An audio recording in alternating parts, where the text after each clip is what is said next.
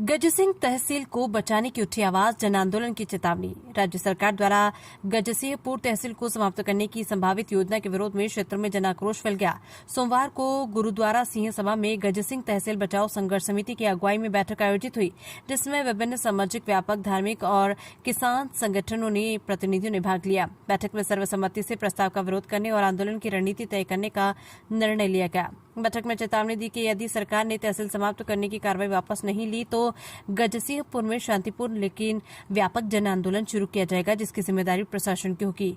संघर्ष समिति ने तहसीलदार के माध्यम से जिला कलेक्टर को ज्ञापन सौंपा, जिसमें गजसिंहपुर की भौगोलिक, प्रशासनिक और सामरिक महत्ता का उल्लेख किया गया। ज्ञापन में कहा गया कि गजसिंहपुर तहसील में वर्तमान में 16 पटवार सर्कल शामिल हैं और ये क्षेत्र भारत पाक सीमा से केवल 10 किलोमीटर दूर स्थित है। यहाँ इंकांडो गांव सीमावर्ती क्षेत्र में आते हैं, जिनकी सुविधा और सुरक्षा के लिए तहसील का यथावत रहना जरूरी है। गजसिंहपुर में पहले से ही पुलिस थाना, कृषि उपज मंडी, स्वास्थ्य केंद्र, विद्यालय, महाविद्यालय, बैंक और सहकारी संस्थाएं कार्यरत है, जो स्थानीय जनता को प्रशासनिक सेवाएं प्रदान कर रही है। इस आंदोलन को व्यापार मंडल, विभिन्न यूनियनों, किसान संगठनों, भीम आर्मी तथा सरपंचों, पार्षदों, समाजसेवियों और राजनीतिक कार्यकर्ताओं का समर्थन प्राप्त है। समर्थन करने वाले प्रमुख संगठन और व्यक्ति हैं: व्यापार मंडल अध्यक्ष भूपेंद्र सिंह हुंदल, नगर मंडल अध्यक्ष एवं पूर्व उपाध्यक्ष नगरपालिका गौरव सोनी, पवनजोत हुंदल, हेपी हुंदल, सुरेश कटपाल, भीम आर्मी जिला सचिव निर्मल सिंह, चेयरमैन चमकोर सिंह, संरक्षक जगदीश गुरजंट सिंह, शोपत भलूड़िया, निहाल भलूड़िया, दिलबाग सिंह, महेंद्र गुरवंत सिंह, लड्डू आदि। संघर्ष समिति ने साफ कहा है कि यदि सरकार ने जनभावना का सम्मान नहीं किया तो मंडी प्रांगण से जन आंदोलन की शुरुआत की जाएगी। गजसिंहपुर और इससे जुड़े 91 गांवों से पधारे सभी गणमान्य जनप्रतिनिधि, युवा शक्ति, मजदूर, व्यापारिक, दुकानदार, सभी संगठन जो आज एकजुट होकर हमारे मुख्यमंत्री जी से मांग कर रहे हैं कि इस सीमांत क्षेत्र में चाहे जितनी भी अपेक्षा हुई हो, लेकिन 25-30 साल के संघर्ष के बाद ये तहसील इस बॉर्डर एरिया को मिली है।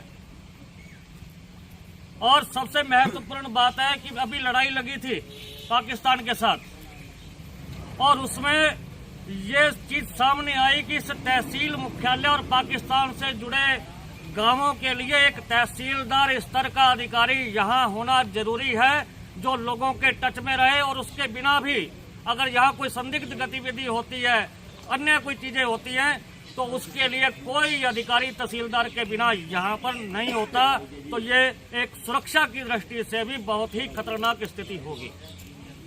आज हर पार्टी के लोग मुख्यमंत्री जी से इस तहसील को रखने की मांग कर रहे हैं और अभी कई बातें, हालांकि मापदंड की आई, जब चर्चा होगी तो रास्ते भी निकलेंगे। मापदंड की बात करें तो पंडित द्वारका प्रसाद जी शर्मा के समय यहाँ पर पुलिस थाना से जो लोहारा वगैरह ये करीबन 55 या 57 गांव थे, वो जुड़े हुए नहीं थे। लंबी मांग चल रही थी और टीटी साहब मंत्री थे। हमारा हॉस्पिटल जो राजकीय प्राथमिक स्वास्थ्य केंद्र था, सामुदायिक केंद्र नहीं था। तब आंदोलन किया और बार बार ये मापदंडों की बात आई, हॉस्पिटल की बात आई तो मापदंड पूरे नहीं होते, थाने की बात आई तो ये दुविधा है। लेकिन अंत में मंत्री जी का भी सहयोग रहा, सरकार पर भी जनता ने दबाव डाला तो वो प्राथमिक स्वास्थ्य केंद्र सामुदायिक केंद्र बना और आसपास के जितने गांव थे पुलिस थाना से जुड़ गए।